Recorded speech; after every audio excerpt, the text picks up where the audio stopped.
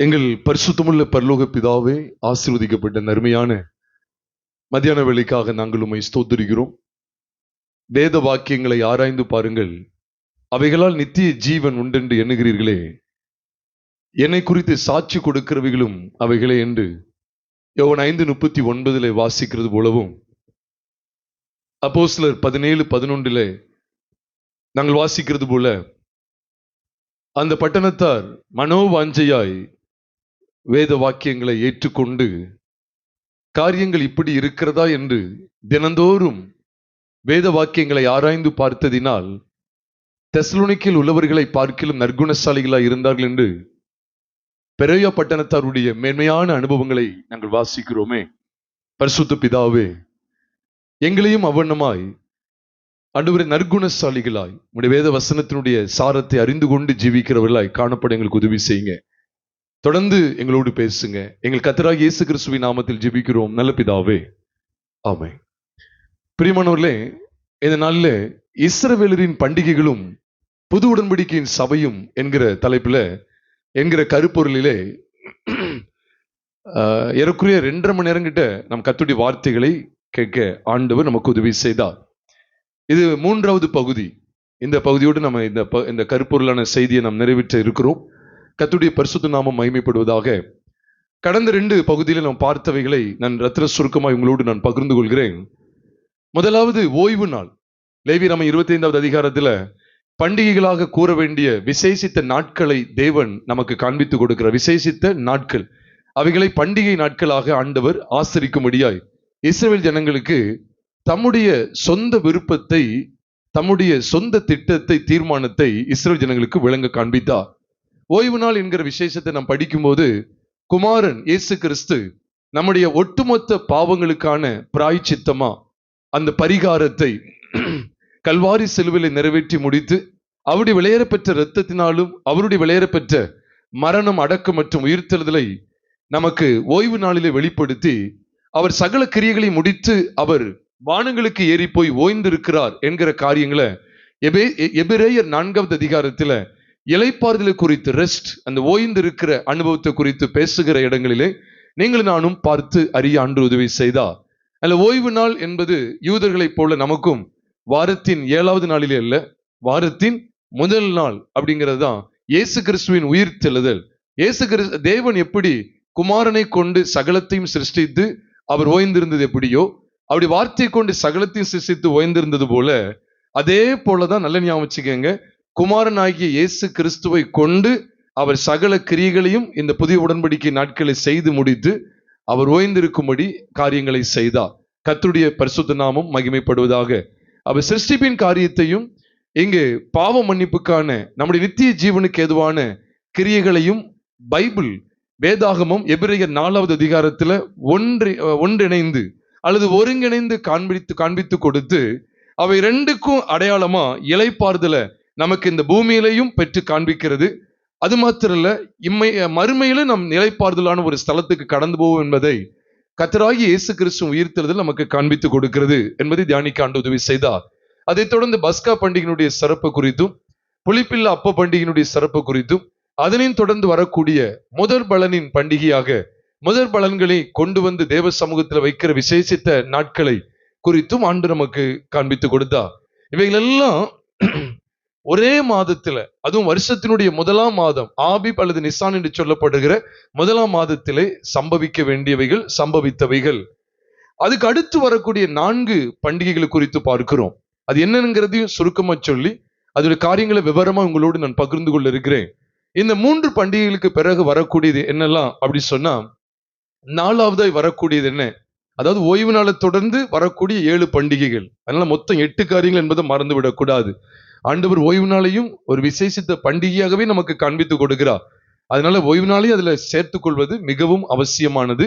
அது வாரங்களின் பண்டிகையாக காண்பிக்கப்பட்டிருக்கிறது. இது வருஷங்களின் பண்டிகையாக, அது வாரத்தின் வார பண்டிகை, இது வருஷ பண்டிகை என்று சொல்லி அறியப்பட்டிருக்கிறது. அப்போ பஸ்கா பண்டிகை, புளிப்பில்லா அப்ப பண்டிகை, 3வது முதற் பலன்களின் பண்டிகை, 4வது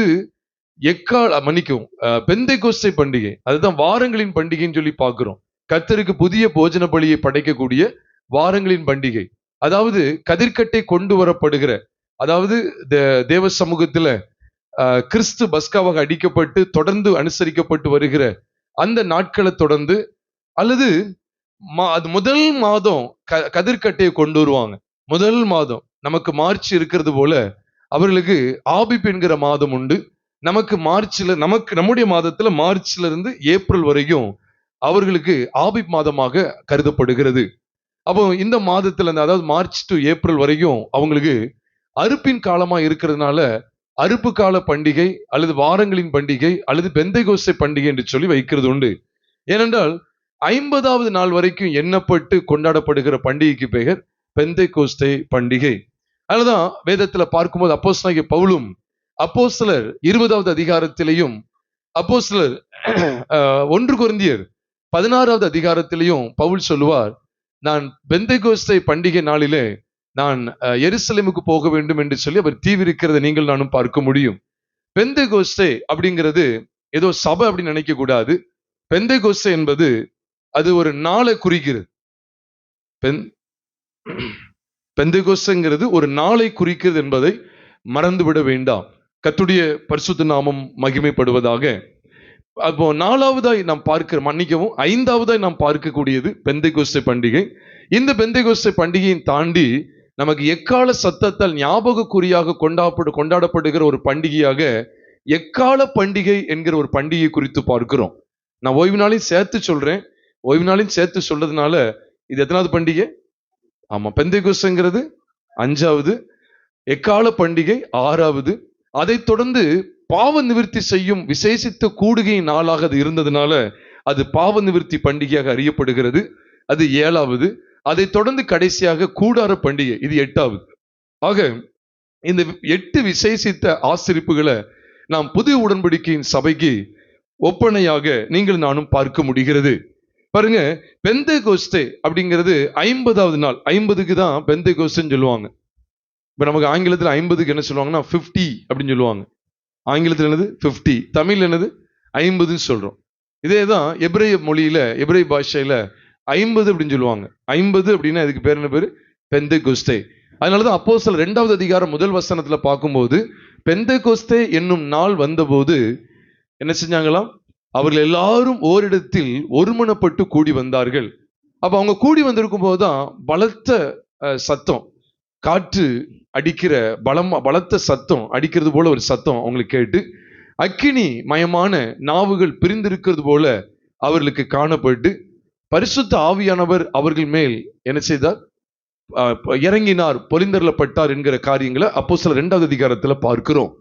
அப்போ என்ன உயிர்த்தெழுதலை தொடர்ந்து இந்த 50ஆம் நாள் பண்டிகை கொண்டாடப்படுகிறதே அப்படின்னு சொல்லி பார்ப்போமே. ஆனால் அப்ப ஏன் இந்த எப்படி இந்த 50 எடுத்துக்கொள்ளலாம் அப்படின்னு சொன்னா, இஸ்ரவேல் ஜனங்களை பாருங்க. இஸ்ரவேல் ஜனங்கள் கதிர்கட்டையை கொண்டு வருவது 1ஆம் மாதத்துல கொண்டு வந்துருவாங்க. ஆண்டுடைய சமூகத்துக்கு கதிர்கட்டையை கொண்டு வரும்போது 1ஆம் மாதம் ஆண்டுடைய சமூகத்துக்கு கொண்டு. அதனாலதான் நம்ம 1ஆம் மாதத்திலேயே எதை படித்தோம்? முதற் பலன்களின் பண்டிகை குறித்து படித்தோம். 1ஆம் மாதத்திலையும் கொண்டு வந்துருந்தாங்க. அதுல இருந்து தொடர்ந்து நீங்க எண்ணி பார்த்தீங்கன்னா சரியா 7 வாரம் கடந்து அதுக்கு அடுத்த நாள் வரக்கூடிய நாள்ல தான் இந்த பெந்தைகோஸ்தே என்கிற பண்டிகை அனுசரிக்கப்பட்டு வந்தது. லேவியராமத்தின் புஸ்தகம் 23வது அதிகாரத்துக்கு நாம் வரும்போது, லேவியராமம் 23வது அதிகாரம் 15வது வசனத்தை நாம் பார்க்கும்போது, நீங்கள் அசைவாட்டும் கதிர்கட்டை கொண்டு வரும் ஓய்வு நாளுக்கு மறுநாள் முதற்கொண்டு எண்ண துவக்கி 7 வாரங்கள் நிறைவேறின பின்பு 7ஆம் ஓய்வு நாளுக்கு மறுநாளாகிய 50ஆம் நாள் மட்டும் எண்ணி கர்த்தருக்கு புதிய போஜன பலியை செலுத்த கடவீர்கள். இதுக்கு தான் இந்த 50 அப்படின்னு போட்டிருக்குது. இந்த 50க்கு தான் மூல பதத்துல பெந்தைகோஸ்தே அப்படிங்கிற பதம் பயன்படுத்தப்பட்டிருக்கிறது. அப்ப உண்மையாவே இயேசு கிறிஸ்து உயிர் திறந்ததுக்கு பிற்பாடு ஏறக்குறைய 50வது நாள்ல தான் பரிசுத்த ஆவியானவர் என்ன செய்யப்பட்டார்? சபைக்கு கொடுக்கப்பட்டார். இது எப்படி நம்ம அறிந்து கொள்வது? இதை புது உடன்படிக்கையில பழைய உடன்படிக்கையும் புது உடன்படிக்கையும் வைத்து நம்ம எப்படி அறிந்து கொள்வது அப்படின்னு சொன்னா, நல்ல கவனிங்க. யாத்திராகமத்தின் புஸ்தகம் 19வது அதிகாரம் 1ஆம் வசனத்தை நான் உங்களுக்காக வாசிக்கிறேன். யாத்திராகமம் 19வது அதிகாரம் 1வது வசனத்தை நான் வாசிக்க கேளுங்கள். இஸ்ரவேல் புத்திரர் எகிப்து தேசத்திலிருந்து புறப்பட்ட 3ஆம் மாதம் 1ஆம் நாளிலே சீனாய் வனாந்திரத்தில் சேர்ந்தார்கள் என்று இங்க எழுதப்பட்டிருக்கிறது. எத்தனாவது மாதம்? எத்தனாம் தேதி? 3ஆம் மாதம் 1ஆம் தேதியில அவங்க எங்க வந்தாங்க? சீனாய் வனாந்திரத்துக்கு வந்து சேர்ந்தாங்க. இங்கதான் ஆண்டு என்ன செய்தார்? இந்த ஜனத்தோடு உடன்படிக்கை பண்ணுகிறார். இவர்கள் பரிசுத்த ஆசாரிய கூட்டமாயும் ராஜரீக பரிசுத்த ஆசாரிய கூட்டமாய், பரிசுத்த ஜாதியாய், தேவனுக்கென்று சொந்த ஜனமாய் அறியப்பட்ட விதங்கள் எல்லாம் இந்த யாத்திராகமம் 19வது அதிகாரத்துல மிக தெளிவா காண்பிக்கப்பட்டிருக்கிறது. அது மாத்திரம் இல்ல, ஆண்டவர் மலையின் மேல இறங்கி வந்து ஜனங்களுக்கு உத்தரவு கொடுக்கிற அற்புதமான காட்சியும் இங்கு காண்பிக்கப்பட்டிருக்கிறது. இதுல விசேஷம் என்ன அப்படின்னு சொன்னா, ஆண்டவர் தமது மகிமையோடு கூட இந்த மலைக்கு இறங்கி வருகிறது மட்டுமல்ல, ஜனங்களோடு உடன்படிக்கை செய்கிறார். ஜனங்களோடு என்ன செய்கிறார்? உடன்படிக்கை செய்கிறார். இதுதான் புது உடன்படிக்கையினுடைய துவக்கமா இருக்கிறது. நாமும் கூட சொல்லுவோம், புது உடன்படிக்கையுடைய துவக்கம் எங்கதான் இருக்கு அப்படின்னு சொன்னா, பரிசுத்த ஆவியானவர் பொழிந்தருளப்படுற இடத்துலதான் சபையினுடைய உருவாக்கத்தை நாம் பார்க்கிறோம். கர்த்தராகிய இயேசு கிறிஸ்துவின் இரத்தத்தினால கழுவப்பட்ட நிச்சயத்தோடு உள்ள வரும்போது, நம்ம ஏற்கனவே தியானிச்சிருக்கிறோம், அந்த பரிசுத்த ஆவியானவர் குறித்து அதிகமான விளக்கங்களை நம்ம தியானித்திருக்கிறோம். பரிசுத்த ஆவிக்காக தனித்து போய் நிற்க வேண்டிய அவசியம், தனி அனுபவம் சொல்லி கிடையாது. ஏன்னா எபேசியர் 1:13 போட்டிருக்கு, நீங்களும் உங்கள் ரட்சிப்பின் சுவிசேஷமாகிய சத்திய வசனத்தை கேட்டு விசுவாசிகளான போது வாக்குத்தத்தம் பண்ணப்பட்ட பரிசுத்த ஆவியால் அவருக்குள் முத்திரை போடப்பட்டீர்கள் என்று எழுதியிருக்கிறது. ஆக பிரியமானவர்களே, நமக்கு கிடைக்கிற வெளிச்சம் என்ன? நம்ம என்றைக்கு விசுவாசிகள் ஆகிறோமோ அன்றைக்கு பரிசுத்த ஆவிக்குள்ள என்ன செய்யப்படுறோம்? முத்திரை போடப்படுகிறோம். முத்திரை போடப்பட்டுட்டோம் அப்படின்னா அதை யாருமே என்ன செய்ய முடியாதுன்னா, அதுக்குள்ள என்ன செய்ய முடியாது? நெருங்க முடியாது. அந்த இதுக்குள்ள யாரும் என்ன செய்ய முடியாது? நெருங்கவே முடியாது.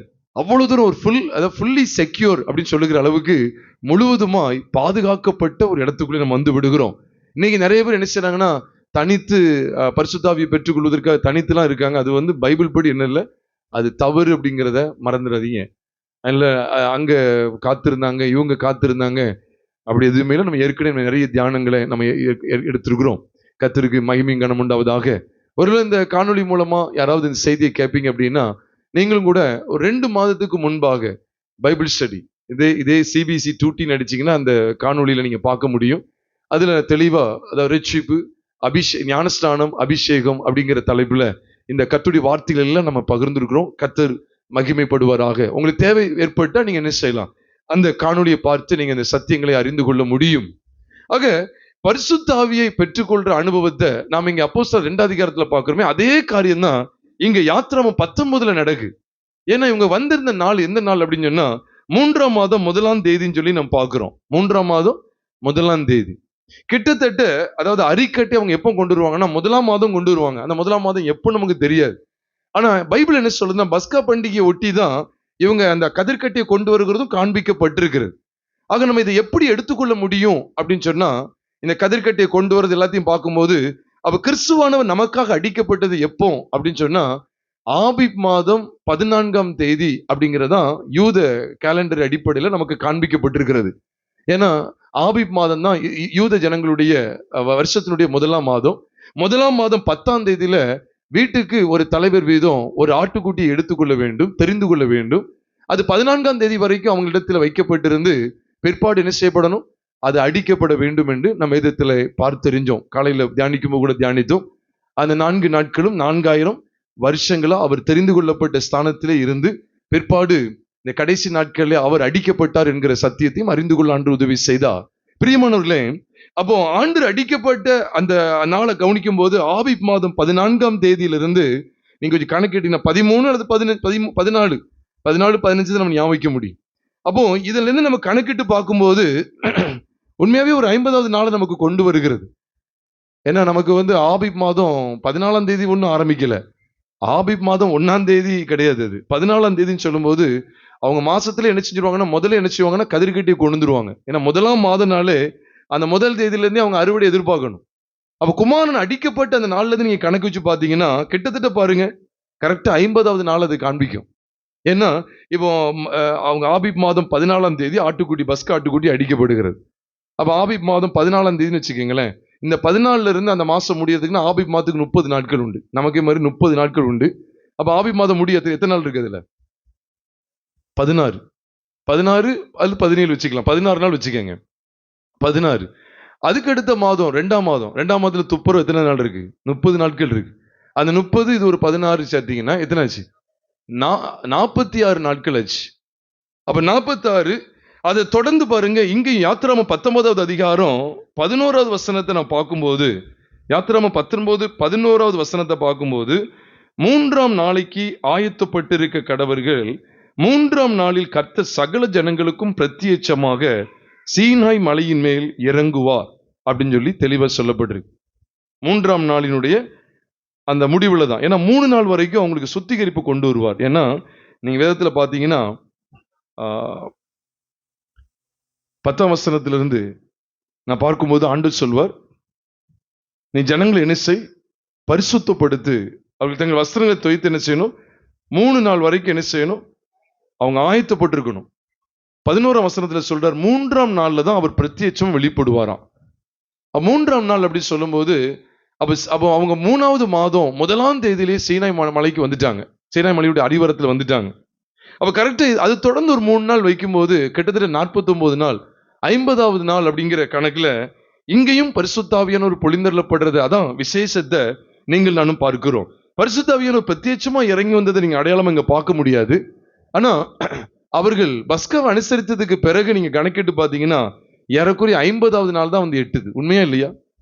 ஏன்னா 1ஆம் மாதம் 14ஆம் தேதியில பஸ்காவை அனுசரித்து அதை தொடர்ந்து நாம் வரும்போது 3வது மாதம் 3ஆம் தேதியா இருக்கும், இல்ல 4ஆம் தேதிக்குள்ள இருக்கும். அவ்வளவுதானே. 3ஆம் தேதி இல்ல 4ஆம் தேதி. 1ஆம் தேதியில அவங்க வந்து இறங்கிட்டாங்க. அப்புறம் ஆண்டவர் சொல்றாரு, 3 நாளைக்கு என்ன செய்யுங்க, உங்களை பரிசுத்தப்படுத்துங்க. அப்புறம் கர்த்தர் என்ன செய்வார், சீனாய் மலையில உங்களுக்கு பிரத்யட்சமா என்ன செய்வார், வெளிப்படுவார், உங்களுக்கு இறங்குவார்னு சொல்றாரு. அப்ப மேல இருந்து அவர் இறங்கினாருங்கிறதுலாம் வசனத்துல இருக்கு. நீங்க தாராளமா பார்க்கலாம். 18ஆம் வசனத்தை பாருங்க. கர்த்தர் சீனாய் மலையின் மேல் அக்கினியில் இறங்கினபடியால் அப்படின்னு சொல்லியிருக்கு. அப்போ அங்கேயும் ஒரு 46, இங்கேயும் ஒரு 3-4 நாளை கணக்கு வச்சு பார்த்தா கிட்டத்தட்ட எத்தனை நாள் தான் வருது? ஆமா, 50வது நாள் இங்க வருது. பாருங்க, அப்ப எல்லாமே தேவன் ஞான அர்த்தமா காரியங்களை காண்பிக்கிறார். பெந்தேகோஸ்தே என்பது 50வது நாள். அப்ப நமக்கும் கூட இதுவும், அப்போ யாத்திராமோ 19வது அதிகாரத்தையும் அப்போஸ்தலர் 2வது அதிகாரத்தையும் பார்க்கும்போது தேவன் தமது ஜனத்தோடு என்ன செய்யறாருன்னா உடன்படிக்கை பண்ணுகிறார். அதனாலதான் பிதாவின் வாக்கு தத்தம் இங்கேயும் பாருங்க, ஆண்டவர் முதல் முறையா வாக்கு தத்தம் கொடுக்க ஆரம்பிக்கிறார். ஜனங்கள் எல்லாம் வெளியே கொண்டு வந்ததுக்கு பிறகு வாக்கு தத்தம் கொடுக்க ஆரம்பிக்கிறார். யாத்திராமம் 19வது அதிகாரத்துல அதிகமா ஆண்டவர் பேசுறாரு. பேசி ஆண்டவர் என்ன சொல்றாரு, ஜனங்களை பரிசுத்தப்படுத்தி அவர்களை தம்முடைய சொந்த ஜனமாக பாவிக்கிறார். சொந்த ராஜரீக, அதாவது ஆசாரிய கூட்டமாக அவர்களை தமக்கென்று எடுத்துக்கொண்டார். நீங்க அதுல 5வது வசனம் 6வது வசனத்துல பார்க்கும்போது சொந்த சம்பத்தா, சகல ஜனங்களிலும் நீங்கள் எனக்கு சொந்த சம்பத்தா இருப்பீர்கள். 6ஆம் வசனத்துல பார்க்கிறோம், நீங்கள் எனக்கு ஆசாரிய ராஜ்யமும் பரிசுத்த ஜாதியுமா இருப்பீர்கள் சொல்லி ஆண்டவர் வேறு பிரிக்கிறார். அப்ப பரிசுத்த ஆவியானவர் கொடுக்கப்பட்டதனுடைய நோக்கமே என்ன தெரியுமா? நல்ல கவனிங்க, வேறு பிரிக்கப்பட வேண்டும். அப்போ இதையும் அதையும் நம்ம கவனிக்கும் போது எப்படி மாதிரி தெரியுமா? அப்போ யாத்திராமம் 19ல் அவர் இறங்கி வந்த காட்சி, அங்க மலையின் மேல இறங்கி வர்றாரு, மலையில இறங்கி வர்றாரு, இங்க மேல் வீட்டுல இறங்கி வர்றாரு. அவ்வளவுதானே. இங்க மலையில இறங்கி வர்றாரு, மேல் வீட்டுல இறங்கி வர்றாரு. அப்போ அவர் அடிக்கப்பட்டதுல தொடர்ந்து நீங்க கவனிச்சு பாருங்க, 50வது நாளை பார்க்க முடியுது, இங்கேயும் 50வது நாளை பார்க்க முடியும், ஏறக்குறைய 50வது நாளை பார்க்க முடிகிறது. அப்ப இந்த பெந்தேகோஸ்தே அப்படிங்கிறது அங்கேயும் நிறைவேறுது. நிழலாட்டமா யாத்திராமம் 19வது அதிகாரத்தில் நிறைவேறுது. அதே காட்சியை தான் நம்ம இங்க புதிய உடன்படிக்கையில அப்போஸ்தலர் 2வது அதிகாரத்துல பார்க்கிறோம், அங்கேயும் நிறைவேறுகிறது. அப்ப அப்படி வந்ததனுடைய நோக்கம் என்ன அப்படின்னு சொன்னா, அது நல்ல விளங்கிக் கொள்ளுங்க. பிரதானமான நோக்கம் என்னன்னா பரிசுத்தம். பரிசுத்தம் அவசியம். பரிசுத்தம். அவருக்கு ராஜரீக ஆசாரிய கூட்டமாய் நீங்களும் நானும் தெரிந்து கொள்ளப்பட்டிருக்கிறோம். அது மட்டும் இல்ல, பரிசுத்த ஜாதி அப்படின்னே பைபிள் இருக்கு. சகல ஜனங்களிலும் பாருங்க, அதுக்கு முன்னால வேறு பிரிக்கலாம் காமிக்கல. அதுக்கு முன்னால எகிப்துங்கிற ஒரு தேசத்தை மட்டும் தான் காமிச்சு கொடுத்து அதுல இருந்து தான் கொண்டு வர்றாரு. ஆனா பரிசுத்த ஆவியானவர் பொழிந்தருளப்பட்ட பிற்பாடு ஜனங்களுக்கு காண்பிக்கப்படுற மகா மேன்மையான வெளிப்பாடு அல்லது அந்த சத்தியம் என்ன அப்படின்னா, நீங்கள் வேறு பிரிக்கப்பட்டவர்கள். பரிசுத்த ஆவியானவர் பெற்றிருக்கிற ஜனம் இந்த பூமியில் உள்ள சகல ஜனங்களிலிருந்தும் வேறு பிரிக்கப்பட்ட நிலைமையில காணப்பட வேண்டும்.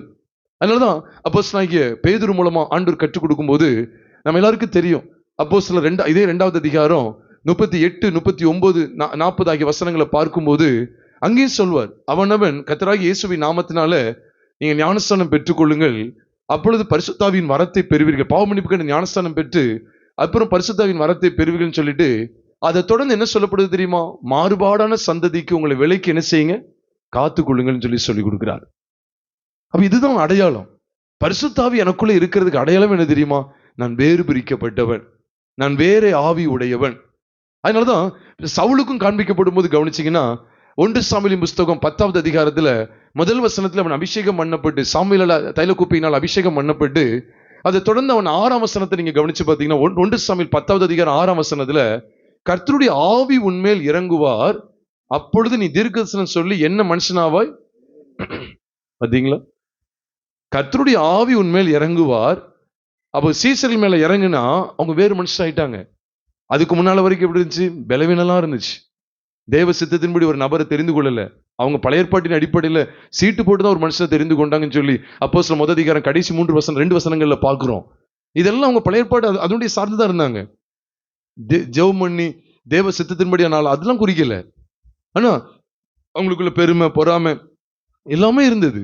அவங்களும் உலகத்தார் போலவே கொஞ்சம் பயந்து அப்படிலாம் வாழ்ந்து வந்தாங்க. ஆனா என்னைக்கு பரிசுத்தவன் கொடுக்கப்பட்டார், அதுக்கப்புறம் பார்த்தா பேதுருடைய ஜீவியெல்லாம் மாறிட்டு அவங்க வேறு மனுஷனாவே மாறிட்டாங்க. இதைத்தான் நம்ம யாத்திரை 19 அதிகாரத்திலையும் பார்க்கிறோம். நான் எதுக்கு அவங்களோட பகிர்ந்து கொள்ள பிரியமானவர்களே, இந்த ரெண்டையுமே கவனிச்சு பாருங்க. பரிசுத்தாவி பொழிந்தருளப்படுற பெந்தேகோஸ்தே நாளாகவே இந்த 2 காரியங்களும் அடங்கியிருக்கு. இந்த 2 சம்பவமே பெந்தேகோஸ்தே நாளில் நடைபெற்றது. மறந்து போயிட வேண்டாம். இந்த 2மே பெந்தேகோஸ்தே நாளில் நடைபெற்றது. தேவன் எதை செஞ்சாலும் அதுக்கு முகாந்திரம் இருக்கும். எந்த காலத்திலையும் எந்த மனிதனும் எந்த கேள்வியையும் அவர்கிட்ட கேட்டக்கூடாது. அதுக்காக தான் அவர் எவ்வளவு ஞான அர்த்தமா செய்றார் பாருங்க. அப்போ வேறு பிரிக்கப்பட்டதான் காமிக்கிறார். அப்ப யாத்திரை 19 துவக்கத்தில் என்ன சொல்ல, சகல மனுஷர்களிலும் சகல ஜனங்களிலும் நீங்களே அவருக்கு என்ன செய்றீங்க, சொந்த சம்பத்தா இருக்கிறீங்க, ஆசாரிய ராஜ்யமாகவும் பரிசுத்த ஜாதியாகவும் இருப்பீர்கள் சொல்லி திட்டவட்டமாய் ஆண்டவர் பேசுகிறார். அப்ப அதுக்கு முன்னால் அழைக்கலையும் கேட்கக்கூடாது. இதெல்லாம் எதுக்கு அடையாளம் தெரியுமா? அவர் சீனாய் மலையில இறங்குகிறார். அவர் சீனாய் மலையில இறங்குகிறார்.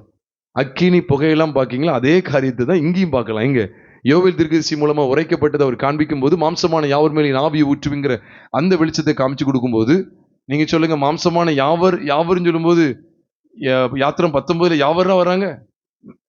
இல்ல, இஸ்ரேல் ஜனங்கள் மட்டும்தான் இருப்பாங்க. ஆனா யோவேல்ல உரைக்கப்பட்டது இஸ்ரேல் ஜனங்களுக்காக மட்டும் இல்ல. மாம்சமான யாவருங்கிறது இஸ்ரேல் நாட்டாரை மட்டும்தான் குறிக்க, இல்ல உலகத்தில் உள்ள எல்லா பூமியில் உள்ள எல்லா நாடுகளையும் குறிக்குதா? எல்லா நாட்டு மக்களையும் குறிக்கிறது. அப்ப நான் விளங்கிக் கொள்ளணும், ஒரு குறிப்பிட்ட மக்கள் மத்தியில காண்பிக்கப்பட்ட இந்த காரியமானது, இந்த நிகழ்வானது புது உடன்படிக்கையின் காலத்துல இது எல்லா மனுஷரையும் குறிக்கும். அதனாலதான் அவர் பாருங்க, மாம்சமான யாவர் மேலே என் ஆவி ஊற்றுவேன்னு சொல்லி யோவேல் தீர்க்கதரிசியில் உரைக்கப்பட்ட காரியத்தை காண்பித்து கொடுக்கிறார். எங்க அப்போஸ்தலர் 2வது அதிகாரம் 16, 17, 18, 19 வாசிக்கும் போது எல்லா காரியங்களும் அங்க காண்பிக்கப்படுகிறது. அக்கினி புகை எல்லாம் வருதா வரலையா? வருது. இங்கேயும் அக்கினி புகை எல்லாமே வெளிப்படுத்தப்படுகிறது. அப்ப இது எல்லாமே நாம் பார்க்கும்போது ஞான அர்த்தம் உள்ளவைகளாய் காண்பிக்கப்பட்டிருக்கிறது. நீங்க எழுத்தின்படி பாத்தீங்க வச்சுக்கோங்களேன், வெறும் 120 பேர் மட்டும்தான் இருந்தாங்க. அவங்க மேலதான் அவியன் இறங்கி வந்தாரு. வேற யார் மேலே ஏறி வரலையா? அங்க கேட்ட 3000 பேருக்கு மேல கூட வரல. 120 பேர் மேல மட்டும் வந்தான்னு போட்டிருக்கு. 120 பேர் மேல யாரு? யூதர்கள் தான். மாம்சமான யாவர் மேலே ஆவி ஊற்றுவேன்னு சொல்லி யோவேல் சொன்னதை எப்படி இவங்க கொண்டு வர முடியும்? ஆமா, இதுதான் ஞான அர்த்தமா நமக்கு காண்பிக்கப்படுகிறது. அந்த 120 பேர் நம்ம கிடையாது, யூதர்கள் இல்ல. அப்போ மாம்சமான யாவர் மேல, அப்போ இது ஒரு அடையாளம். இதே போலதான் இதுதான் எல்லாருக்கும் என்ன செய்யப்படுது? பரிசுத்த ஆவியானவர் விசுவாசத்தின் மூலமாய் அவர்களுக்கு கொடுக்கப்படுகிறார் என்பதை மறந்து விட வேண்டாம். கர்த்தருடைய பரிசுத்த நாமம் மகிமைப்படுவதாக. இதுல நம்ம விசேஷமா நம்ம பார்க்க வேண்டியது என்ன? அவர் என்ன செய்யப்படுறார் பாருங்க. இந்த பரிசுத்த ஆவியானவர் நமக்கு பொழிந்தருளப்பட்டதனுடைய நோக்கமே நாம் வேறு பிரிக்கப்பட்டவர்கள். அது மாத்திரம் இல்ல, நம்ம இந்த சவுலை குறித்து பார்த்தோமே, கர்த்தருடைய ஆவி உன்மேல் இறங்குவார், அப்பொழுது நீ தீர்க்கதரிசனம் சொல்லி என்ன மனுஷனாவாய்? வேறு மனுஷன். அப்ப வேறு மனுஷனாகவே ஆண்டவர் என்ன செய்யறார்? காணப்பட பண்ணுகிறார். இது எப்போ அப்படின்னா, கர்த்தருடைய ஆவியானவர் மேல இறங்கும் போதுதான். கர்த்தருடைய பரிசுத்த ஆவியானவர் நமக்கு கொடுக்கப்படும் போது, கொடுக்கப்பட்டிருக்கிறாரு அப்படின்னு சொல்லி நம்ம சொல்றோம் அப்படின்னா, அப்படி அடையாளமே என்ன தெரியுமா? வேறு பிரிக்கப்பட்டவர்களாய் வாழணும். அதுதான் பேதுருவும் அதே அப்போஸ்தலர் 2வது அதிகாரம் முடிக்கும் போது சொல்லிட்டார். பரிசுத்தன் பொழிந்தருளப்பட்டார், பரிசுத்தன் வரத்தை பெற்றுக்கொண்ட எல்லாருமே மாறுபாடான சந்ததிக்கு விலைக்கு தங்களை காத்துக்கொள்ளணும் அப்படிங்கிறத காமிச்சு கொடுக்கிறார். அப்ப மாறுபாடான சந்ததிக்கு விலகி இருக்கணும். இந்த விளக்கப்பட்டதை தான் ஆண்டவர் இங்கே காண்பித்து கொடுக்கிறார். இது ஒரு வகையான வேறுபாட்டின் ஜீவியம். அது மட்டும் இல்ல, நீங்க லேவியராகமம் 23வது அதிகாரத்துக்கு வரும்போது நீங்க பாருங்க, 2 அப்பங்களை அவருடைய சமூகத்துக்கு முதற் பலனாக கொண்டு வரணுமா. எது? இந்த 50வது நாள் கொண்டாடப்படுகிற வாரங்களின் பண்டிகையில, இந்த பெந்தேகோஸ்தே பண்டிகையில 17ஆம் வசனத்தை பாருங்க. 17ஆம் வசனத்துல சொல்ற, நான் வாசிக்கிறேன். லேவியராகமம் 23:17 நான் வாசிக்கிறேன். நீங்கள் ஒரு மரக்காலிலே 10 பங்காகிய மெல்லிய மாவிலே புளிப்பாக பாகம் பண்ணப்பட்ட அசைவாட்டும் காணிக்கையா இருக்கிற 2 அப்பங்களை உங்கள் வாசஸ்தலங்களிலிருந்து கர்த்தருக்கென்று என்னதாக கொண்டு வந்து, முதற் பலனாக கொண்டு வந்து. நல்ல கவனிங்க. முதற் பலன்னா ஒரே ஒரு அப்பம் தானே இருக்கணும். அது என்ன 2 அப்பங்களை முதற் பலனாக கொண்டு வர சொல்றார். அப்போ அப்பங்களை சுட சொல்ற பாத்துக்கங்க. அப்பங்களை சுட சொல்லி எத்தனை அப்பங்களை கொண்டு வர சொல்றார்? உங்க வாசஸ்தலங்கள்ல இருந்து எத்தனை அப்பங்கள் வரணும்? 2 அப்பங்களை கர்த்தருக்கு என்ன பலனா கொண்டு வரணுமா? முதற் பலனாக கொண்டு வரணும். நான் முதற் பலன்களின் பண்டிகை கூட படிச்சோம். முதற் பலன் அப்படின்னு சொல்லும்போது, முதற் பலன்கள் அப்படின்னாலே நம்மளதான் குறிக்கி. கிறிஸ்துவனுடைய உயிர்த்தெழுதலுக்கு உட்பட்ட நம்ம எல்லாரையுமே ஆண்டவர் முதற் பலன்கள்ல தான் சுதந்திரமா வச்சிருக்கிறார். ஏன்னா யாக்கோபு 1வது அதிகாரம் 18ஆம் வசனத்தை வாசிக்கும் போது, அவர் சித்தம் கொண்டு தம்முடைய சிருஷ்டிகளில் நாம் முதற் பலன்கள் ஆவதற்கு தம்முடைய சத்திய வசனத்தினாலே நம்மை ஜெனிப்பித்தார் அப்படின்னு சொல்லி வசனத்துல சொல்லப்பட்டிருக்கு. அப்ப நாம் எதெல்லாம் தம்முடைய சிருஷ்டிகள்ல முதற் பலன்கள் ஆவதற்கு. அப்ப முதற் பலனா அறியப்பட்டது கிறிஸ்து தான் முதற் பலன். நம்ம இல்லைன்னு சொல்ல, உயிர்த்தெழுதல் அவர் தான் முதற் பலன், இல்லைன்னு சொல்லல. ஆனா நம்மள ஆண்டவர் முதற் பலன்களை தெரிந்துகிட்டாரா இல்லையா? ஆவியின் முதற் பலனை நம்ம தான் பெற்றிருக்கிறோம். ஏன்னா காலையில கூட தியானிச்சோம், ரோமர் 8வது அதிகாரம் 23ஆம் வசனத்துல, அதுவும் இல்லாமல் ஆவியின் முதற் பலன்களை பெற்ற நாமும் கூட சொல்றாரு இல்லையா? அப்ப ஆவியின் முதற் பலன்களை பெற்றவங்களும் இல்லையா? அப்ப நாம் அப்படின்னு சொல்றாருல்ல. அப்ப ஏன் இந்த கொரிந்து சபை, இந்த மன்னிக்க ரோமாபுரி சபையில நாம் ஆவியின் முதற் பலன்களை பெற்ற நாமும் கூட அப்படின்னு சொல்றாரு அப்படின்னா, அப்போ நாம் அப்படின்னு சொல்லும் போது அங்கதான் ரோமாபுரி சபையில யூதர்கள் மட்டும் இல்ல, கிரேக்கர் இருந்தாங்க. அப்படின்னு என்ன அர்த்தம்? யூதர்களும் புறஜாதிகளும் இணைந்த சபை தான் ரோமாபுரிய சபை. ரோமாபுரிய சபை மட்டும் இல்ல, அந்த காலத்துல பெருமளவும் இவ்விதமாகவே கூடி வந்தாங்க. யூதர்களிலிருந்து ரட்சிக்கப்பட்டவர்கள், புறஜாதிகளிலிருந்து ரட்சிக்கப்பட்டவர்கள், இயேசு கிறிஸ்துவை அறிந்து கொண்டவர்கள் ஒன்றா கூடி வருவது அந்த காலத்தினுடைய வழக்கம். ஜனங்கள் யூதரிலிருந்து மாத்திரம் இல்ல, புறஜாதிகளிலிருந்து ஜனங்கள் என்ன செய்தார்? தெரிந்து கொண்டார். அதனாலதான் அப்போஸ்தலனாகிய பவுல் ரோமர் 3வது அதிகாரம் 30ஆம் வசனத்துல கேட்கும்போது சொல்வார், அவர் தேவன் யூதருக்கு மாத்திரமா தேவன், அவர் புறஜாதிகளுக்கும் தேவன் அல்லவா? அதை சொல்லிட்டு தான் அவர் சொல்வார், அவர் என்ன செய்தாராம்?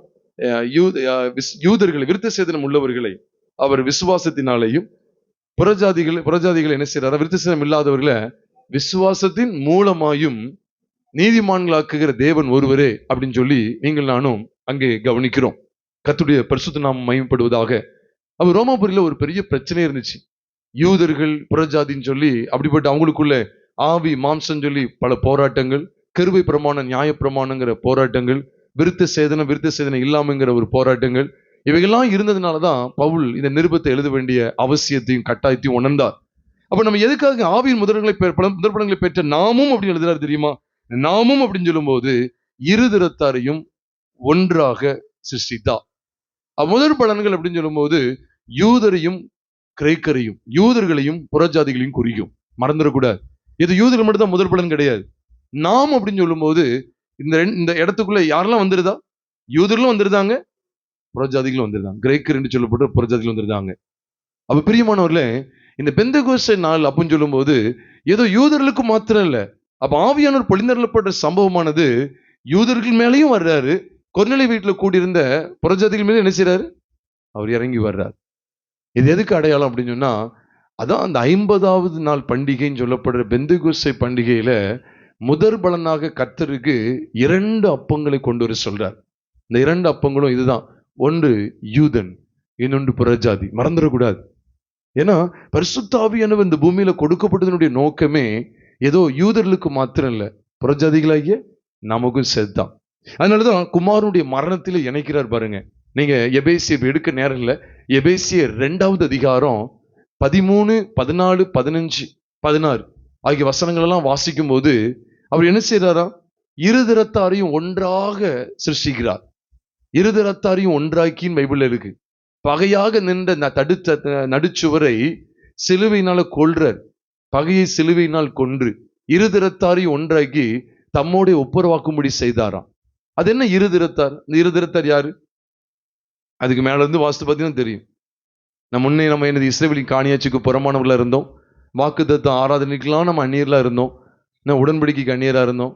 புறஜாதிகள் நம்மளை பத்தி பேசிட்டு இஸ்ரவேலை காமிச்சு கொடுத்துட்டு, அப்ப யூதர்கள் புறஜாதிகளாகிய நம்ம எல்லாரையும் இருதிறத்தாரா இருந்தோம். எப்படி ஆகிட்டார்? ஒரே திறத்தாராக்கிட்டார், ஒன்றாக்கி. அவர் ரெண்டையும் பாருங்க. அதான் அந்த 2 அப்பங்களை முதற் பலன்களாக பைபிள் இல்ல, முதற் பலனாக அவருக்கு கொண்டு போய் வைக்கிறோம். இதுதான் அந்த 50வது நாள்ல நடைபெறுகிறது.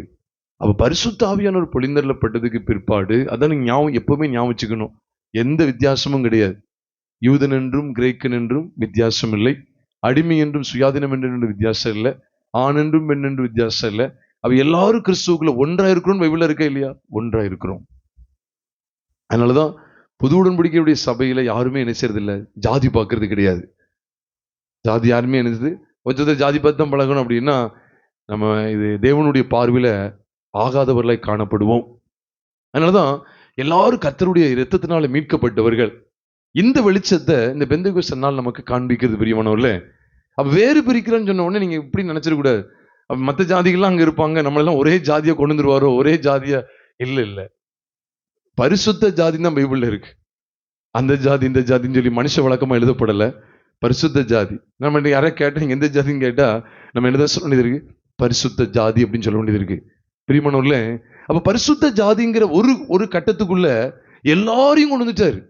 யூதர்கள், கிரேக்கர் எல்லாரையுமே, சகல மனுஷரையும், விசுவாசிக்கிற எல்லாரையுமே ஒரு கட்டமைப்புக்குள்ள கொண்டு வர்றாரு. இதுதான் பரிசுத்த ஆவியினுடைய ஆளுகை, இதுதான் பரிசுத்த ஆவியினுடைய வெளிப்பாடு. அப்ப இந்த 50 நாள்ல என்ன நடக்குன்னு கேட்டா, 2 அப்பங்களை சுட்டு வந்து அவங்க வாசஸ்தலங்கள்ல இருந்து கர்த்தருக்கு முதற் பலனாக கொண்டு போறாங்க. இதைத்தான் நம்ம எங்க பார்க்க வேண்டியது இருக்குன்னா, கோதுமை அறுக்கிற காலம். நல்லா கவனிங்க, நான் தான் முதல் மாசத்தை சொல்லிட்டே இருக்கேன், முதல் மாசத்துல அனுசரிக்கப்படுற பண்டிகை. அப்ப இந்த கோதுமை அறுக்கிற காலத்துல இது கேள்விப்பட்டு நகூமி என்ன செய்யறா? யாரோடு பயணிக்கா? புறஜாதிகளோடு பயணிக்கா, ரூத்தோட. ரூத் ஒரு பால் யாரு தெரியுமா? புறஜாதிகள், மோவாபிய ஸ்திரீகள். நகூமி யாரு? யூத ஸ்திரீ. அப்போ இவ புறஜாதிகளோடு பயணிக்கா. அதுல ஒண்ணு இடையில பாதியில போனாலும் இப்ப 2 பேரும் என்ன செய்யறாங்க? ஒருமித்து உள்ள வர்றாங்க. இந்த காட்சியை நம்ம பார்க்கும்போது உண்மையாவே இது எதை நமக்கு வெளிப்படுத்துதுன்னா, புது உடன்படிக்கையின் சபையை வெளிப்படுது. இவங்க எந்த காலகட்டத்தில் உள்ள வர்றாங்கன்னு பாருங்க. அறுப்பு காலத்துல தான் உள்ள வர்றாங்க. அந்த உள்ள வந்து அப்புறம் தானியம் பொறுக்கிற காரியங்கள்லாம் நடக்கிறதெல்லாம் பார்க்கும்போது இது எல்லாமே பெந்தெகோஸ்தைக்கு அடையாளம். ஏன் நம்ம இன்னும் தள்ளி போனோம்னா, அந்த அறுப்பு காலத்தை தொடர்ந்தானே இந்த பெந்தெகோஸ்தை பண்டிகை வருது. அப்ப ரூத்துங்கிற புறஜாதி, மோவாபிய ஸ்திரீயாகிய புறஜாதி போவஸ் என்கிற யூதனோடு இணைந்து விடுகிறார். இப்ப இரு திறத்தாரையும் ஒன்றாக்கி. நிச்சயமா நீங்க ஆராய்ச்சி பண்ணி பார்த்தீங்கன்னா, நான் அப்படிலாம் ஆராய்ச்சி பண்ணல, அப்படி ஆராய்ச்சி பண்ணி பார்த்தீங்கன்னா போவாஸ் ரூத்து இணைஞ்ச காலம் இந்த காலமா தான் இருக்கும். ஏன்னா அறுப்பு காலம் அவங்க முடியுது. ஏன்னா அறுப்பு காலத்துல அவங்க தங்கிக்கிட்டே இருக்காங்க, பொறுக்கிக்கிட்டே இருக்கா, இப்படியே காலங்கள் போய்கிட்டு இருக்கு. ஒரு கட்டம் அப்படி வரும்போதுன்னா அறுப்பு காலத்தினுடைய அந்த முடிவுல தான் நீங்க பார்ப்பீங்க, கிட்டத்தட்ட அந்த முடிவுல தான் நீங்க பார்ப்பீங்க இந்த 50வது நாள் பெந்தெகோஸ்துங்கிற காரியத்தை பார்க்க முடியும். பாருங்க, இரு திறத்தாரையும் ஒன்றாக்கி. எவ்வளவு ஞான அர்த்தங்களா தேவன் ரூத் புஸ்தகத்துல எழுதி வச்சிருக்கிறார் பாருங்க. அப்ப ரூத் யூத ஸ்திரீ கிடையாது, புறஜாதி, நம்மளை குறிக்கி. அங்க யூதனா இருக்கக்கூடிய போவாஸ் கிறிஸ்து கடையாளமா இருக்கு பாருங்க, எப்படி இணைச்சிட்டாரு பாருங்க. கிறிஸ்து நாமும் ஒன்றாய், அதைத்தான் ஆண்டு வெளிப்படுத்தி இருக்கிறார். இது ஏதோ யூதர்களும் புறஜாதிகளும் ஒன்றா கூடுகிற சபைங்கிற மாத்திரம் இல்ல. நீங்க ஆதாம் ஏவாளை கவனிச்சு பார்த்தீங்கன்னா அவங்களுடைய வெளிச்சமா தான் எபேசியர் 5வது அதிகாரம் 30 மற்றும் 31 வாசிக்கும் போது, இது நிமித்தம் புருஷனவன் தன் தகப்பனின் தாயும் விட்டு தன் மனைவியோட இசைந்து இருப்பான். அப்ப அன்னைக்கு இந்த வசனம் ஆதாமுக்கு காண்பிக்கப்பட்டது, ஆனா இங்க கிறிஸ்துவுக்கு காண்பிக்கப்பட்டிருக்கு. அப்ப கிறிஸ்துவுக்கு தகப்பன் தாய் யாரு? நீங்க புருஷனவன் தகப்பனின் தாயும் விட்டு தன் மனைவியோட சேர்ந்திருப்பான் இருக்கு. அப்போ மனைவியுடைய சபையோட இணைச்சிருப்பான். அவருடைய அர்த்தம் என்ன? நாம அவருடைய சரீரத்துக்கும் அவருடைய எலும்புகளுக்கு ஒரேவர்களா இருக்கணும்னு சொல்லி எபேசியர் 5:30 சொல்லுது. 31 தான் இது நிமித்தம் புருஷனவன் தன் தகப்பனின் தாயும் விட்டு தன் மனைவியோட சேர்ந்திருப்பான், அவர்கள் இருவரும் ஒரே வம்சமா இருப்பார்கள் போட்டிருக்குதே. அப்போ கிறிஸ்து புருஷனுக்கு அடையாளமா இருக்கிறாரு. அப்போ தகப்பன் தாய்னா அவருடைய அர்த்தம் என்ன? அவன் நம்ம எல்லாவற்றையும் விட்டுட்டு நம்மளோட இசைந்திருக்க இந்த பூமிக்கு வந்தா. அதனாலதான் இந்த உயிர்த்தெழுதலின் பண்டிகையாகிய இந்த முதற்பலனின் பண்டிகையை தொடர்ந்து நமக்கு காண்பிக்கப்பட்ட சத்தியம் என்ன? பெந்தெகோஸ்தே. பெந்தெகோஸ்தில் நம்ம அறிய வேண்டிய ரெண்டு சத்தியங்கள் என்னன்னு பாருங்க. 2 சத்தியங்கள் என்னன்னா, முதல் காரியம் என்னன்னா, நாம் வேறு பிரிக்கப்பட்டோர் என்பதை எப்பொழுதுமே மனதில் நிறுத்திக் கொள்ளணும். நான் அவருக்கண்டு எல்லா மனுஷர்ல, அது அப்படிதான் எழுதியிருக்கு யாத்திரம் 19ல, எல்லா மனுஷர்ல இருந்து என்ன செய்யப்பட்டிருக்கேன்? வேறு பிரிக்கப்பட்டிருக்கிறேன். இந்த வெளிச்சத்தை தேவன் நமக்கு காண்பித்து கொடுக்கிறார். அது மாத்திரம் இல்ல, இந்த ஜனங்கள் பாருங்க, எப்போ அந்த பரிசுத்தாவை பெற்றுக்கொள்ற ஒரு அனுபவத்துக்கு வந்தாங்கன்னா அவங்க காத்திருந்தாங்க. உண்மையா இல்லையா? காத்திருந்தாங்க. அதே போல இஸ்ரவேல் ஜனங்களும் என்ன செஞ்சாங்க? அன்னைக்கு 3 நாள் வரைக்கும் என்ன செஞ்சாங்க? காத்திருக்காங்க. சுத்திகரிப்போடு காத்திருந்தாங்க. அப்ப எப்போ கர்த்தருடைய ஆவியானவர் கொடுக்கப்பட்டாருன்னு சொன்னா, நீங்களும் நானும் வேதத்தில் அறிந்திருக்கிறோம். நீதிமொழிகள் 1வது அதிகாரம் 23ஆம் வசனத்துல போட்டிருக்கு, என் கடிந்து கொள்ளுதலுக்கு திரும்புங்கள், அப்பொழுது என் ஆவி உங்களுக்கு என்ன செய்வேன்? அருளுவேன் அப்படின்னு சொல்லி சொல்றார். அப்ப கடிந்து கொள்ளுதலுக்கு திரும்பணும். அப்ப நம்ம என்ன செய்ய வேண்டியதுன்னா, காத்திருந்து தேவ சமூகத்துல என்ன செய்ய வேண்டியது? அதுதான் உண்மையிலேயே பரிசுத்த ஆவியானவரால் ஆட்கொள்ளப்படுற ஒரு அனுபவத்துக்குள்ள நம்மளை கொண்டு வரும் பிரியமானவர்கள. அப்ப ஏதோ தனித்து காத்திருக்கிறேன்னு சொல்ல வரல. நான் என்னுடைய ஜீவியத்தை ஆராய்ந்து பார்த்து, உண்மையிலே நான் இதெல்லாம் நான் குறைபட்டு இருக்கிறேன், இதெல்லாம் நான் ஆராய்ந்து பார்க்க வேண்டியது இருக்கு. அதுக்குதான் சீஷர்களுக்கு காத்திருக்கும்படியான சில நாட்கள் கொடுக்கப்பட்டது. இங்கே இஸ்ரவேல் ஜனங்களுக்கும் ஒரு சில நாள் கொடுக்கப்பட்டிருக்கு. அதுக்கப்புறம் தான் அவர் இறங்கி வருவாராம். அதனால மோசே தெளிவா சொல்லிட்டார், நீ ஜனங்கள் என்ன செய்யணும்? சுத்தமா இருக்கும், அவங்களை பரிசுத்தப்படுத்து, எந்தெந்த காரியங்கள் அசுத்தம் இருக்கு அதெல்லாம் திணிக்கி அவங்களை பரிசுத்துக்குள்ள கொண்டு வான்னு சொல்லி பரிசுத்தப்படுத்த வைக்கிறார். அதுக்கப்புறம் இறங்கி வர்றார். சீஷர்களும் அதே போலதான் காத்திருக்காங்க, அதுக்கப்புறம் இறங்கி வருகிறார். இது எல்லாத்தையும் பார்க்கும்போது உண்மையாவே பெந்தெகோஸ்தே பண்டிகை என்பது நமக்கு எதை காண்பிக்கிறது? வேறு பிரிப்பு. நாம் உலகத்தார் அல்ல, நமக்கு உலகத்துக்கு சம்பந்தம் அல்ல, நம் உலகத்திலிருந்து வேறு பிரிக்கப்பட்டவர்கள் என்பதை எப்பொழுதுமே மனதிலே நாம் என்ன செய்ய வேண்டும்? நிறுத்திக் கொள்ள வேண்டும். ஆண்டுடைய பரிசுத்த நாமம் மகிமைப்படுவதாக. அதனால்தான் நம்ம எல்லாருக்குமே தெரியும், வேதத்துல இவ்விதமா எழுதப்பட்டிருக்கிறது. 2 கொரிந்தியர் புஸ்தகம் 6வது அதிகாரத்துல ஒரு பட்டியலே கொடுக்கிறார். நீங்க வேணா பாருங்க, 2 கொரிந்தியர் புஸ்தகம் 6வது அதிகாரத்துல எவ்வளவு நேர்த்தியா இருக்கு பாருங்க. அதுல சில பட்டியலே கொடுக்கிறார். 13ஆம் வசனத்திலிருந்து பார்க்கும்போது, 14ல பார்க்கும்போது, அந்நிய நுகத்தில் அவிசுவாசிகளுடன் பிணைக்கப்படாது இருப்பீர்களாக. இவ்வளவு அழகா சொல்றாரு பாருங்க. அப்படி சொல்ற, நீதிக்கும் அநீதிக்கும் சம்பந்தம் ஏது? ஒளிக்கும் இருளுக்கும் ஐக்கியம் ஏது? கிறிஸ்துவுக்கும் பேலியாளுக்கும் இசைவது? அவிசுவாசியுடனே விசுவாசிக்கு சம்பந்தம். இது எல்லாத்தையும் சொல்லிட்டு அப்புறம் நான் அவர்களுக்குள்ள உலாவேன்னு சொல்லி கொடுத்துட்டு தான் சொல்றார் 18ஆம் வசனத்தில், அப்பொழுது நான் உங்களை ஏற்றுக்கொண்டு உங்களுக்கு பிதாவா இருப்பேன், நீங்கள் எனக்கு குமாரனும் குமார்த்திகளுமா இருப்பீர்கள் என்று சர்வவல்லமையுள்ள கர்த்தர் சொல்லுகிறார். அப்ப இது எதுக்காக இங்க சொல்லப்பட்டிருக்கு? இதே காரியத்தை தான் அங்க கொண்டு வர்றார். எனக்கு சொந்த சம்பத்தா இருப்பாங்க, சொந்த ஜனங்களை ஆண்டு என்ன செய்யறார்? எப்ப பாவிக்கிறார் அப்படின்னா, இந்த இதுலதான், அந்த ஆயத்தப்பட்டிருக்கிற நிலைமையில தான். எப்போ அப்படின்னா, வேறு பிரிக்கப்பட்ட பரிசுத்த சந்ததியா காணப்படணும். எல்லா ஜனங்களிலும் எனக்கு சொந்த சம்பத்தா இருப்பாங்க. எப்போ? தங்களை சுத்திகரித்து அந்த தேவன் இறங்கி வர்றதை அவங்க அனுபவிக்கும் போது. அப்போ எல்லாமே நமக்கு நிழலாட்டமா இருக்கிறது பிரியமானவர்களே. இது பெந்தெகோஸ்தே பண்டிகையினுடைய அனுபவம். ரத்தின சுருக்கமா சொல்லணும் அப்படின்னு சொன்னா, பரிசுத்த ஆவியானவரால ஆட்கொள்ளப்படுற அனுபவம். இதெல்லாம் நம்ம அதிகமா படித்தனாலதான் நான் விவரமா இப்ப அதிகமா போகல. பரிசுத்த ஆவிக்குள்ள நிரம்பி இருக்கிற, பரிசுத்த ஆவியானவரால் வழிநடத்தப்படுகிற அனுபவம் கர்த்தருடைய சபைக்கு தேவை. இதை தொடர்ந்து பார்க்கக்கூடிய ஒரு 3 பண்டிகைகள் இருக்கு. அதுதான் பெந்தெகோஸ்தே பண்டிகைக்கு பிறகு நீங்க அதே லேவியராகமம் 23வது அதிகாரத்துல பார்க்கும்போது பாருங்க, அதுலதான் எக்கால சத்தத்தால் ஞாபகக்குறியாக கொண்டாடப்படுகிற ஒரு விசேஷ நாள் உண்டு. அதை நீங்க பாத்தீங்கன்னா 24ஆம் வசனம் 23ல இருந்து பாத்தீங்கன்னா ஆண்டு சொல்றார், 7ஆம் மாதம் 1ஆம் தேதி அப்படின்னு சொல்லி இங்க கொண்டு வந்துட்டார். அப்படின்னா என்ன தெரியுமா? அதாவது ஓய்வு நாளை தொடர்ந்து வரக்கூடிய 3 பண்டிகைகளும், பஸ்கா பண்டிகை, புளிப்பில்லா அப்ப பண்டிகை, முதற் பழங்களின் பண்டிகை, இந்த 3மே முதல் மாதத்தில் நடைபெறக்கூடியது. பெந்தெகோஸ்தே என்கிற அந்த வாரங்களின் பண்டிகை இருக்கே, இது எப்ப நடைபெறுகிறது? 3ஆம் மாதத்துல நடக்கக்கூடியது. மறந்துடாதீங்க, 3வது மாதத்துல நடக்கக்கூடியது. 1ஆம் மாதத்துல 3 பண்டிகை, அப்புறம் 3ஆம் மாதத்துல 1 பண்டிகை, அதுக்கப்புறம் இப்ப நம்ம தியானிக்க போற கடைசி 3 பண்டிகைகளும் 7ஆம் மாதத்துல நடக்கக்கூடியது. 7ஆம் மாதத்துல இந்த 3 பண்டிகைகளும் நடைபெறுகிறது. கர்த்தருடைய பரிசுத்த நாமம் மகிமைப்படுவதாக. மறந்துடாதீங்க, 1ஆம் மாதத்துல 3 பண்டிகைகள், 3ஆம் மாதத்துல 1 பண்டிகை, அதுக்கப்புறம் 7ஆம் மாதத்துல 3 பண்டிகை. அப்ப என்னெல்லாம் பண்டிகை? எக்கால பண்டிகை, பாவ நிவிர்த்தி பண்டிகை, கூடார பண்டிகை. எக்கால பண்டிகை, பாவ நிவிர்த்தி பண்டிகை, கூடார பண்டிகை. அப்ப இந்த 3மே இனி நடக்க போகிற நிகழ்வுக்கு நமக்கு திருஷ்டாந்தம். இப்ப நம்ம பார்த்து வந்த இந்த 6மே மன்னிக்கும், இந்த 5மே நான் பார்த்து வந்த ஓய்வு நாளையும் சேர்த்து பார்த்து வந்த இந்த 5மே இப்பொழுது நடைபெற்று கொண்டே இருக்கிறது. அது அதோடைய மேன்மை அனுபவிச்சுக்கிட்டே இருக்கும். இனி எழுத்தின்படி நடக்க போகிற 3 பண்டிகைகள் என்ன அப்படின்னா, நல்ல ஞாபகம் வச்சுக்கோங்க, எக்கால சத்தத்தால் ஞாபகக்குறியாக கொண்டாடப்படுற பண்டிகை. இது எதுக்கு அப்படின்னு சொன்னா, எக்கால சத்தத்தை தொனித்து ஒரு ஞாபகத்துக்காக ஒரு பண்டிகை கொண்டாடுறாங்க. அதுக்கு தான் பேரு எக்கால பண்டிகை. எதுக்கு வரிசைய கோர்வை இப்படி வச்சிருக்கிறாருன்னு கேட்டா, எல்லாமே ஞான அர்த்தம் உள்ளது. இப்ப எக்காலம், இந்த எக்கால சத்தத்தை நம்ம இயங்கிட்டு இருக்கோம். இந்த எக்காலம் எதுக்கு அடையாளமா இருக்கு அப்படின்னு கேட்டா கிறிஸ்துவின் வருகை. முதல்ல இருந்தே படிச்சுட்டு வர்றோம், முதல்ல இருந்தே படிக்கிறோம். பஸ்காவில இருந்து பார்க்கும்போது கிறிஸ்துவின் மரணம், கிறிஸ்துவின் அடக்கம், கிறிஸ்துவின் உயிர்த்தெழுதல், இதெல்லாம் புது உடன்படிக்கையின் சபைக்கு எவ்வளவு ஆதாரங்களா இருக்கிறது, விசுவாசிக்கிறதுக்கு எவ்வளவு அழுத்தம் நிறைந்த சத்தியங்களா இருக்கிறது என்பதை பார்த்தறிகிறோம். அதை தொடர்ந்து பரிசுத்தாவியானவர் பொழிந்தருளப்படுகிற, பரிசுத்தாவியானவரால் சபை ஆட்கொள்ளப்பட்டிருக்க வேண்டும் என்கிற வெளிச்சத்தையும் காண்பித்து கொடுத்து, அதை தொடர்ந்து எக்கால சத்தத்தை காமித்து கொடுக்க முகாந்திரம் என்ன தெரியுமா? எக்கால சத்தம் அப்படின்னாலே அப்படி வருகையை நமக்கு அடையாளப்படுத்துகிறது, கிறிஸ்துவின் வருகை. ஏன்னா 1 கொரிந்தியரின் புஸ்தகம் 15வது அதிகாரம் 51ஆம் வசனத்தை நீங்க பார்க்கும்போது அவர் சொல்வார், உங்க எல்லாருக்கும் நினைச்சிட நான் ஏதோ ஒரு ரகசியத்தை உங்களுக்கு அறிவிக்கிறேன்னு சொல்றார். ஒரு இமை பொழுதிலே, ஒரு நிமிஷத்திலே, ஒரு இமை பொழுதிலே நாம் எல்லாரும் மறுரூபமாக்கப்படுவோம் அப்படின்னு சொல்லி எக்காலம் துணிக்குங்கிறத பேசுறார். நீங்க பண்ண பாருங்க 51ஆம் வசனத்துல, 1 கொரிந்தியர் 15வது அதிகாரம் 51ஆம் வசனத்தை பாருங்க. 51ல அது ஒரு இமைப்பொழுது மறுரூபமாக்கப்படுவன் இருக்கு.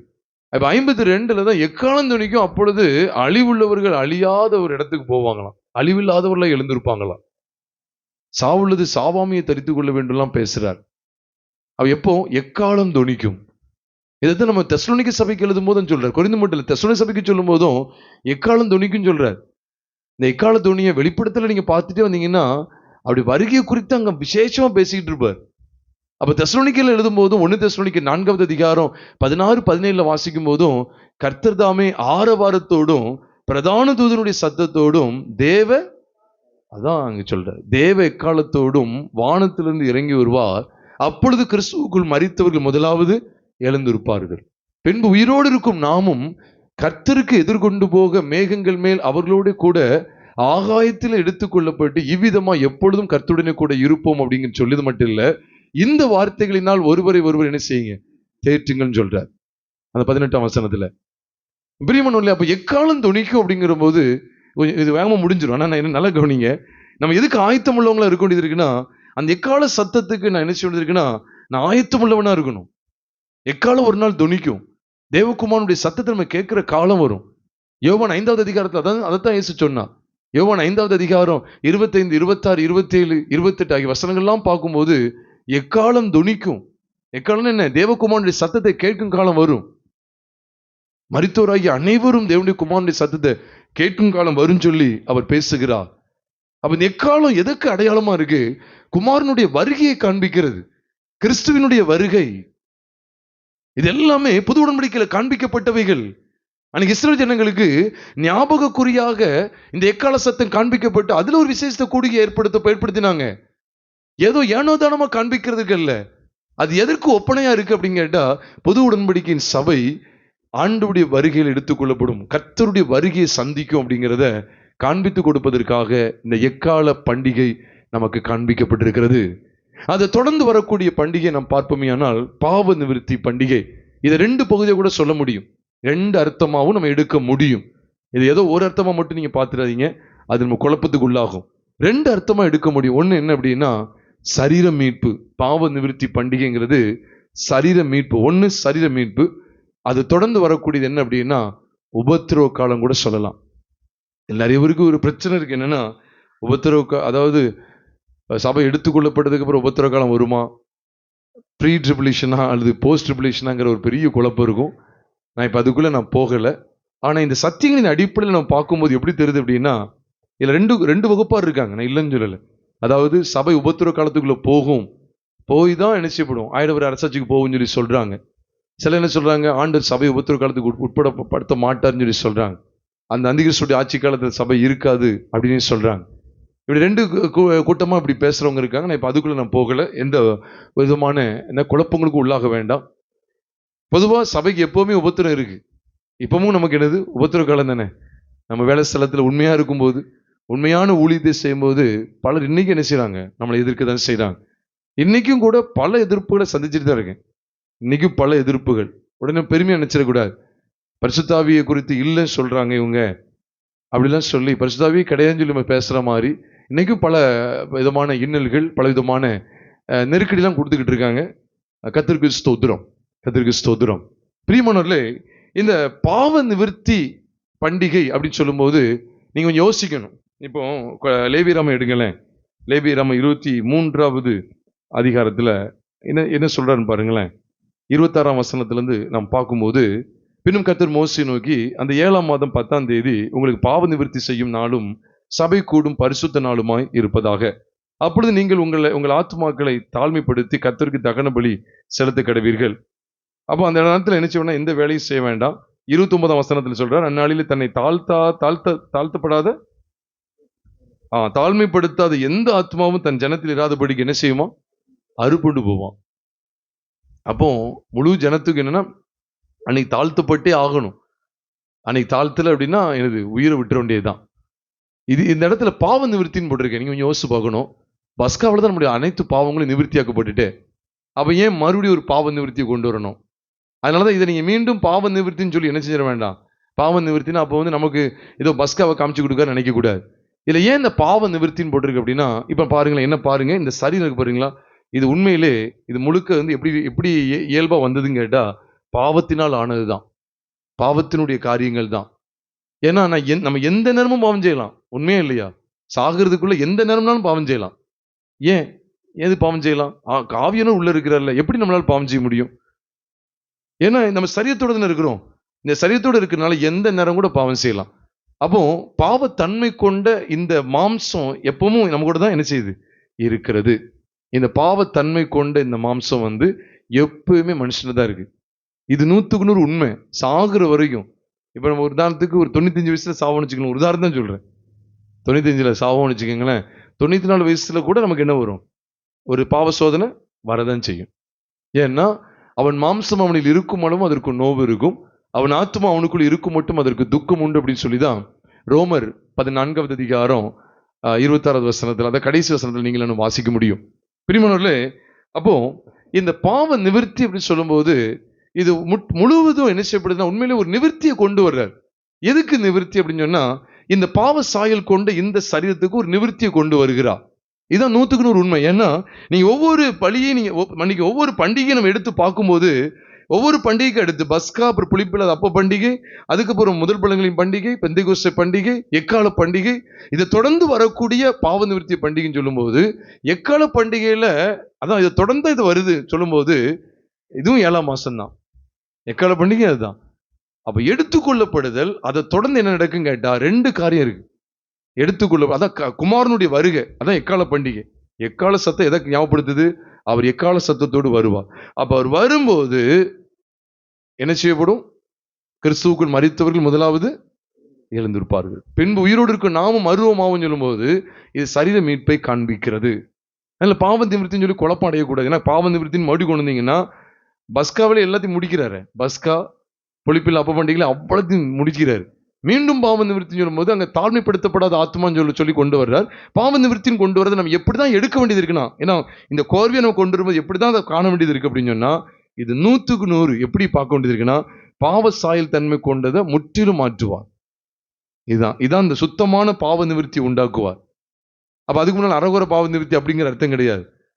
நம்ம என்னதான் பாவ மன்னிப்பு நிச்சயத்தை பெற்றுக்கொண்டாலும் பாவ சாயல் கொண்ட இந்த சரீர மனுஷனோட தான் என்ன செய்ய வேண்டியது இருக்கு, அனுதினமும் நடக்க வேண்டியது இருக்கு. யாரும் ரட்சிக்கப்பட்ட உடனே ஆவியா சுத்துறது கிடையாது. அப்படியே சுத்துறீங்க, நம்ம சுத்துறோம். ரட்சிக்கப்பட்ட உடனே ஆவியாவா அப்படி போய்கிட்டு இருக்கோம்? இல்ல, இந்த சரீரம் இருந்துகிட்டே தான் இருக்கும். அப்ப இந்த சரீரத்துக்கு எப்ப முடிவு கொண்டு வருவார்? அதான் இந்த பாவ சாயல் கொண்ட, பாவ தன்மை கொண்ட இந்த சரீரத்துக்கு எப்ப முடிவு கொண்டு வருவார்னா, இது நல்ல விளங்கிடணும் அப்படி வருகையில. அதனாலதான் பிலிப்பியர் 3வது அதிகாரம் 21ஆம் வசனத்துல சொல்லியிருக்கு. 21ஆம் வசனத்துல நீங்க 21ஆம் வசனத்தை பாருங்க. பிலிப்பியர் 3வது அதிகாரம் 21வது வசனம் தான் கடைசி வசனத்தை பார்க்கும்போது, அவர் எல்லாவற்றையும் தமக்கு கீழ்ப்படுத்திக் கொள்ளத்தக்க தம்முடைய வல்லமையான செயலின்படியே நம்முடைய அற்பமான சரீரத்தை தம்முடைய மகிமையான சரீரத்துக்கு ஒப்பாக என்ன செய்வாராம்? மறுரூபப்படுத்துவார். சரீரம் மறுரூபப்படுத்தப்படும். இது யாருக்கு அப்படி சொல்றாருன்னா, உயிரோடு இருக்கிற நமக்கு சொல்றார். ஏன்னா அதுக்கு முந்தின வசனத்துல சொல்றார், 20ஆம் வசனத்துல, நம்முடைய குடியிருப்போ பரலோகத்தில் இருக்கிறது, அங்கிருந்து கர்த்தராய் இருக்கிற இயேசு கிறிஸ்து என்னும் இரட்சகர் வர எதிர்பார்த்து கொண்டிருக்கிறோம் சொல்றாங்களா. அவ எதிர்பார்த்து கொண்டிருக்கிறவங்களுக்கு மரித்து உயிர்த்தெழுதல் கிடையாது. அப்படியே உண்டு மறுரூபமாக்கப்படுதல். மருத்துவத்தில் யாருக்கு? நமக்கு முன்னு காலம் சென்றவங்களுக்கு. இப்ப நம்ம உயிரோடு இருக்கும்போது ஒரு வர்றாருன்னு வச்சுக்கோங்களேன், நம்ம செத்து அடக்கம் பண்ணப்பட்டா அப்புறம் எழுந்திருப்போம் இல்ல, மறுரூபமாயிருவோம். ஆனா நமக்கு முதல்ல கிடையாது. முதல்ல யாரு? கிறிஸ்துவுக்குள் மரித்தவர்கள் முதலாவது எழுந்திருப்பாங்க. அப்ப அவங்களுக்கு முதலாவது எழுந்திருப்பார்கள். மரித்தோரிலிருந்து அவங்க எழுந்திருக்காங்க. அப்புறம் உயிரோடு இருக்க நாமும் அவருக்கு கர்த்தருக்கு எது கொண்டு போகும் தான் பைபிள்ல போட்டிருக்கு. அப்ப மறுரூபமாக்கப்படுவோம். அதுதான் இங்க சொல்றார். நம்முடைய அற்பமான சரீரத்தை தம்முடைய மகிமையான சரீரத்துக்கு ஒப்பாக மறுரூபப்படுத்துவார். அப்போ எவ்வளவு அழகா இருக்கு பாருங்க. எக்கால துணி அவருடைய வருகையை குறிக்கிறது. அதை தொடர்ந்து சபையினுடைய மறுரூபமாக்குதலை குறிக்கிறது. அதை தொடர்ந்து நம்ம எவ்விதமாவும் எடுத்துக்கிடலாம். ஏன்னா அன்னைக்கு தாழ்த்தப்படாத ஆத்மா எல்லாம் என்ன செய்யப்படும்? அறுப்புண்டு போகும் சொல்லும் போது உண்மையில உபத்திர காலத்துல விசுவாசத்துக்கு உட்பட்டு ஒரு கூட்டம் வரும் கூட சொல்றாங்க. கைவிடப்பட்டு போகும்போது கூட என்ன செய்யலாம்? அப்படிப்பட்ட விசுவாசிகள் இரத்த சாட்சியா தான் மரிக்கணும் அப்படின்னு சொல்றாங்க. அப்படியும் ஒரு வேத வசனங்களின் அடிப்படையில் இவ்விதமாகவும் சொல்வதை நான் கேட்டிருக்கிறேன்.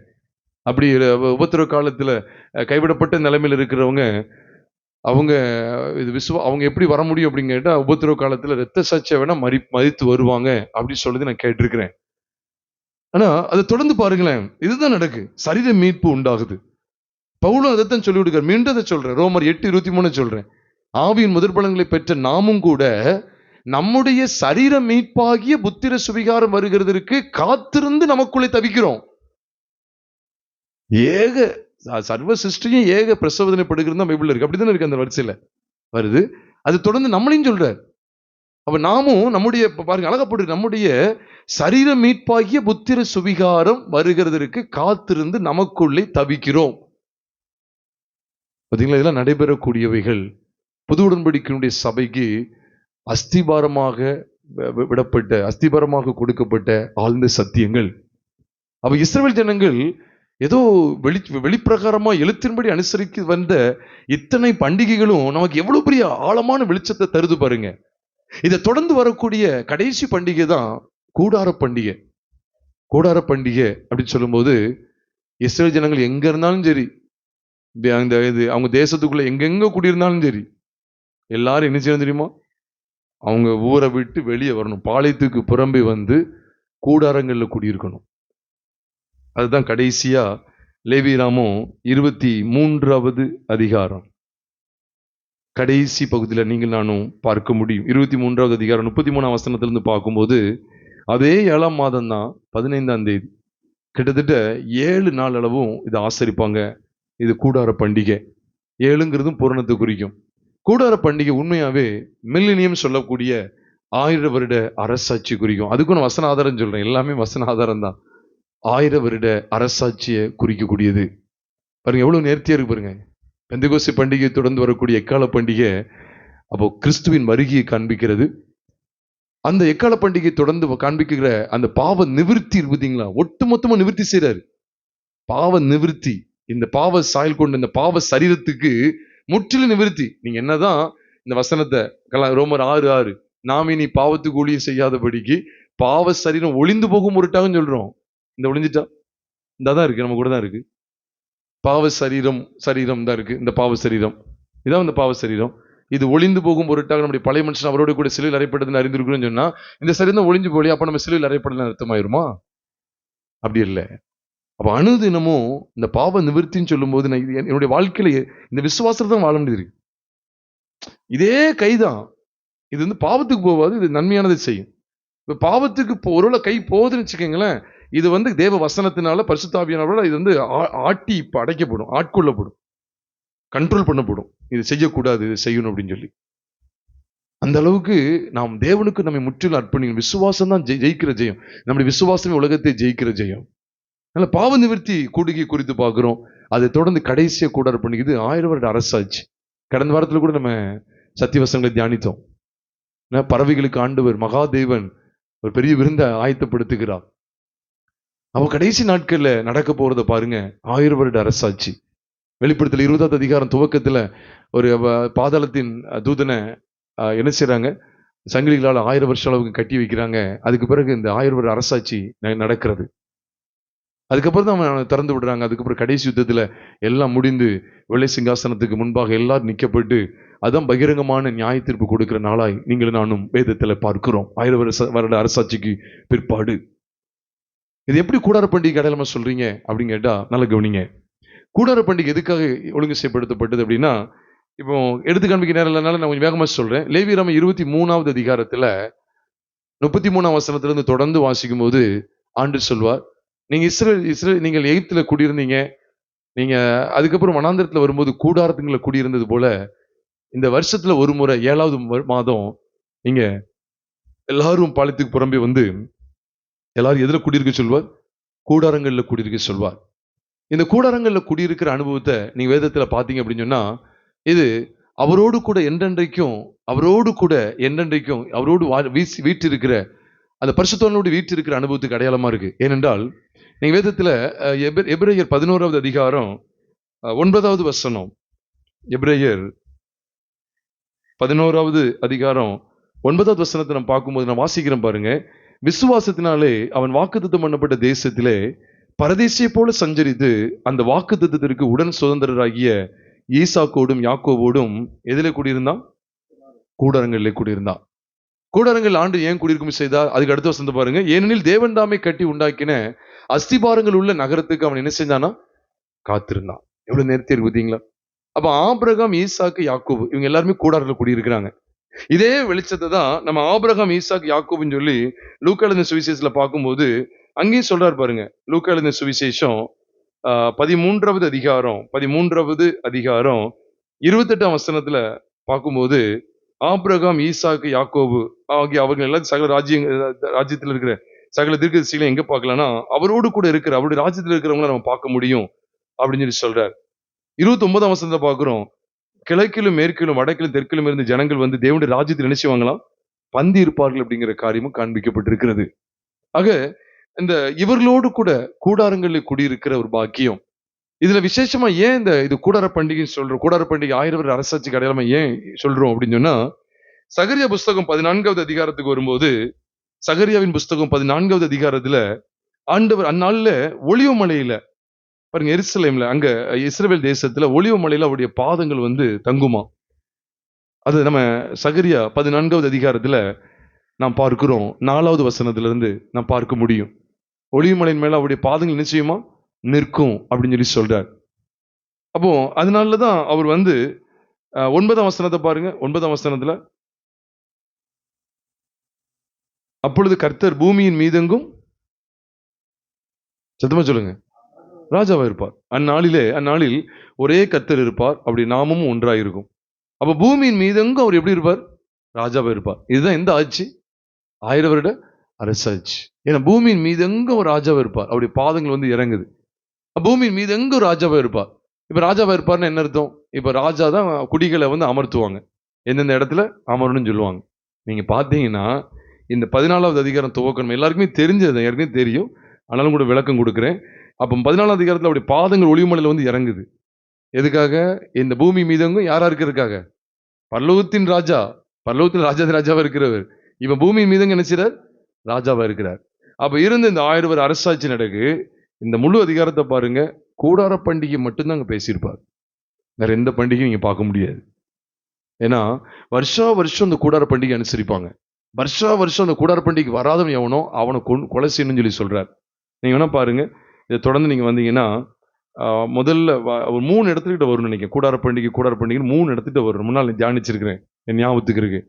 நீங்க 16ஆம் வசனத்தை பாருங்க. 16ஆம் வசனத்துல பின்பு எருசலேமுக்கு விரோதமாக வந்திருந்த எல்லா ஜாதிகளிலும் மீதியான யாவரும் சேனைகளின் கத்தராகி ராஜாவை தொழுது கொள்ளும்படிக்கும் கூடார பண்டிகையை ஆசரிக்கும்படிக்கும் வருஷா வருஷம் வருவார்கள். கூடார பண்டிகை. 18ஆம் வசனத்தை பாருங்க. மழை வருஷிக்காத எகிப்தின் வம்சம் வராமலும் சேராமலும் போனால் கூடார பண்டிகை ஆசரிக்க வராத ஜாதிகளை கர்த்தர் வாதிக்கும் வாதையே அவர்கள் மேலும் வரும். 19ஆம் வசனத்தை பாருங்க. அங்க என்ன போட்டிருக்கு? இது எகிப்தினுடைய பாவத்துக்கும் கூடார பண்டிகை ஆசரிக்க வராத சகல ஜாதிகளுடைய பாவத்துக்கும் வரும் ஆக்கினை. அப்ப கிட்டத்தட்ட எத்தனை நேரம் கூடார பண்டிகை வருது? 3 நேரம் கூடார பண்டிகை. வேற எந்த பண்டிகையும் வரல. அப்போ தேவனுடைய நோக்கமே இதான் பிரியமானவர்கள. இந்த பூமியில கூடாரங்கள்ல குடியிருக்கும்படி வைக்கிறார். இஸ்ரவேல் ஜனங்கள் இவ்வளவு உறுதியான வாசஸ்தலங்கள் இருந்தாலும் வருஷம் வருஷம் 7வது மாசம் எங்க வந்துருவாங்க? கூடாரங்களை டென்ட் போட்டுருவாங்க. அப்ப ஆபிரகாம், ஈசாக், யாக்கோபு எல்லாரும் எல்லாம் நினைச்ச கூடாரங்கள்ல குடியிருந்தாங்கன்னு சொல்லி எபிரேயர் 11:9 பாக்குறோமே. இது எதுக்கு அடையாளமா இருக்குன்னா, நிலையான நகரம் நமக்கு இங்கே இல்லை, வரப்போகிறதை நாடி தேடுகிறோம் என்பதை இந்த கூடார பண்டிகை நமக்கு காண்பிக்கிறது. அப்போ 1000 வருட அரசாட்சியில் எத்தனை பண்டிகை கொண்டாடலாம்? அது என்ன வருஷம் வருஷம் கூடார பண்டிகை மட்டும் சொல்லியிருக்குன்னா, அப்ப 1000 வருட அரசாட்சிக்கு அடையாளமாகவே கூடார பண்டிகை தேவன் காண்பிக்கிறார். இது 100க்கு 100 உண்மை. ஏன்னா அன்னைக்கு பாருங்க, நீங்க லேவியராம் 23 கூடார பண்டிகையை எப்படி அனுசரிக்கணும்னு சொல்றாரு பாத்தீங்களா? நிறைய ஆற்றலறிகள் இதெல்லாம் நிறைய கிளைகள் எல்லாம் கொண்டு வரணும்னு சொல்லுவார் பாத்தீங்களா? இதை கொண்டு வர சொல்ற இடத்துல நீங்க நல்லா கவனிச்சு பாருங்க. எங்கெங்கேயோ யூதர்கள் இருக்கலாம், ஆனா கூடார பண்டிகை நினைச்சுன்னு தெரியுமா? பாளையத்துக்கு வரும்போது எல்லாரும் சேர்ந்துதான் இருக்கணும். ஒட்டி ஒட்டி பக்கத்துல கூடாரம் போட்டு இருக்கணும். வீடு இருக்கும்போது அங்க 4-5 வீடு, இங்கிட்டு 4-5 வீடு, அடுத்த தெருவில் ஒரு 2 வீடு, அப்படிலாம் மாறி மாறி இருந்துக்கிடுவாங்க. ஆனா கூடார பண்டிகை என்ன செய்வாங்க? எல்லாரும் சேர்ந்து ஒன்னா இருப்பாங்க. அப்ப ஒரே ராஜ்யம், ஒரே கர்த்தர், ஒரே ராஜா அப்படிங்கிற விளங்குகிற பகுதி எந்த இடத்துல வருதுன்னா கூடார பண்டிகையில தான் வருது. 1000 வருட அரசாட்சியில தான் காண்பிக்கப்பட்டிருக்கிறது. புது கதை கிடையாது. இருக்கிற வெளிச்சத்தை உங்களோடு பகிர்ந்து கொள்றேன். எவ்வளவு பெரிய ஸ்லாக்கியத்துக்கு நம்மளை ஆயத்தப்படுத்தி கொண்டிருக்காரு தெரியுமா பிரியமானவர்களே? இதற்காக தான் நம்ம இந்த இஸ்ரவேலுடைய பண்டிகையில புது உடன்படிக்கையினுடைய சபையின் மேன்மையையும் அதனுடைய ஆசீர்வாதங்களையும் அதிகமாய் பார்க்கிறதுக்கு தேவன் நமக்கு இரக்கம் பாராட்டி வருகிறார். கர்த்தருடைய பரிசுத்த நாமம் மகிமைப்படுவதாக. இந்த நாளில் நம்ம கேட்கிறதான இந்த ஜீவனுள்ள வார்த்தைகளின்படி பிரியமானவர்களே, நாமும் இன்னைக்கு கேட்டதான 8 விசேஷித்த ஆசீர்வாதம் குறித்து நம்ம கவனித்தோம். நம்முடைய வாழ்க்கையை நம்ம சற்று ஆராய்ந்து பார்ப்போமா? ஆண்டவரே, உண்மையாவே இஸ்ரவேல் ஜனங்கள் அடையாளமாக அல்லது நிழலா அனுபவித்து வந்தவைகள் எல்லாம் புது உடன்படிக்கையின் சபைக்கு எவ்வளவு நிஜங்களாக காண்பிக்கப்பட்டிருக்கிறது. அப்ப நமக்கு ஆண்டவர் தெரியப்படுத்த வேண்டிய எத்தனையோ அந்த ஆழமான சத்தியங்களை நமக்குள்ளே ஆண்டவர் நிறைவேற்ற போகிற புது உடன்படிக்கையின் சபைக்கு ஆண்டவர் நிறைவேற்றின, அதாவது என்னன்னா புது உடன்படிக்கையின் சபைக்கு ஆண்டவர் செய்ய போகிற எல்லா மேன்மைகளும் விசேஷித்த காரியங்களும் அன்றைக்கே இஸ்ரவேல் ஜனங்களுக்கு பண்டிகைகளாக கொடுக்கப்பட்டு இந்த நாள்ல இதெல்லாம் அனுசரிக்கப்படணும்னு சொல்லி நிழலாட்டமா முன் அடையாளமாக எவ்வளவு அழகா காண்பிக்கப்பட்டிருக்கு பாருங்க. இதெல்லாம் அவங்களுக்கு ஏதோ எழுத்தின்படி ஆசரிக்கிறதுக்காக இல்ல, உண்மையாவே இது நம்ம எல்லாருக்கும் புரோஜனம் உள்ளவைகளாக காண்பிக்கப்படுவதற்காக அன்றைக்கு அவர்களுக்கு எழுத்தின்படியாய் நிழலாட்டமாய் இந்த பண்டிகையுடைய விசேஷித்த காரியங்கள் காண்பிக்கப்பட்டது. நம்ம இருக்க இடத்துல அப்படி நம் தலைகளை தாழ்த்தி நாம் ஜெபித்து அப்படி நாம் நிறைவு செய்வோமா? இன்றைக்கு நாம் இவ்வளவு நேரம் கேட்டதான தேவனுடைய வார்த்தையின்படி ஆண்டவர் இந்த 3 செஷன்லையும் உண்மையாவே இந்த பண்டிகையினுடைய அர்த்தத்தை புது உடன்படிக்கையின் வெளிச்சத்திலே நாங்கள் அலசி பார்ப்பதற்கு தேவன் எங்களுக்கு எவ்வளவாய் கிருபை செய்திருக்கிறீர். கடைசியா நடக்க போறதை நாங்க பார்க்கும்போது எக்காலம் துணிக்குமே. அது மாத்திரம் இல்ல, எங்கள் சரீர மீட்பு உண்டாகுமே. 1000 வருட அரசாட்சியிலே பரிசுத்தவான்களோடு கூட பங்கெடுக்கிற பாக்கியம் எங்களுக்கு கிட்ட வேண்டுமே. எங்களை அர்ப்பணம் செய்கிறோம் ஆண்டவரே. நீர் காண்பித்து கொடுத்த எல்லா வேத வசன வெளிச்சங்களுக்காய் ஸ்தோத்திரம். நாங்கள் தொடர்ந்து இவைகளை நிலைத்திருக்கிற பாக்கியத்தை தாங்க ஆண்டவரே. இந்த பூமி நிரந்தரம் அல்ல, கர்த்தருடைய ஆளுகை தான். நீங்க மனுஷனுடைய ஆளுகை, இது ஒரு நிரந்தரம் இல்ல, கர்த்தருடைய ஆளுகை தான் எல்லாம் அப்படிங்கிறத எங்களுக்கு காண்பித்து கொடுக்கிறீங்களே. பிதாவே, எங்களை அர்ப்பணம் செய்கிறோம் ஆண்டவரே. எங்களுடைய சரீர மீட்பு ஒரு நாள் உண்டு. பாவமுள்ள சரீரமாய் நாங்கள் போய்விடக்கூடாது, நரகத்துக்கு போய்விடக்கூடாது. அனுதினமும் இந்த பெந்தெகோஸ்தே நாள்ல நாங்க பார்க்கும்போது அந்த வேறு பிரிக்கப்பட்டவர்களாய் பரிசுத்த ஜாதியை நாங்கள் காணப்பட்டு ஆண்டவரே, இந்த சரீர மீட்பில நாங்கள் உண்மை அடைவதற்கு கர்த்தருக்கு உதவி செய்யுங்க ஆண்டவரே. எக்காலம் துணிக்கும் போது கர்த்தருடையவர்கள் அவரிடத்தில் சேர்க்கப்படுவது போல நாங்களும் கர்த்தருடையவர்களாய் உம்மிடத்தில் சேர்க்கப்பட கர்த்தருக்கு அனுக்கிரகம் பாராட்டுங்க ஆண்டவரே. இஸ்ரவேலரின் பண்டிகைகளும் புது உடன்படிக்கையின் சபையும் என்கிற கருப்பொருளிலே காண்பித்துக் கொடுத்த எல்லா வேத வசனங்களுக்காய் ஸ்தோத்திரம். நாங்கள் தொடர்ந்து நம்முடைய சத்தியங்களை நிலைத்திருக்கிற பாக்கியத்தையும் கிருபை எங்களுக்கு தாங்க. எங்கள் கர்த்தராகிய இயேசு கிறிஸ்துவின் விலையேறப்பெற்ற நாமத்தில் ஜெபிக்கிறோம் நல்ல பிதாவே, ஆமென்.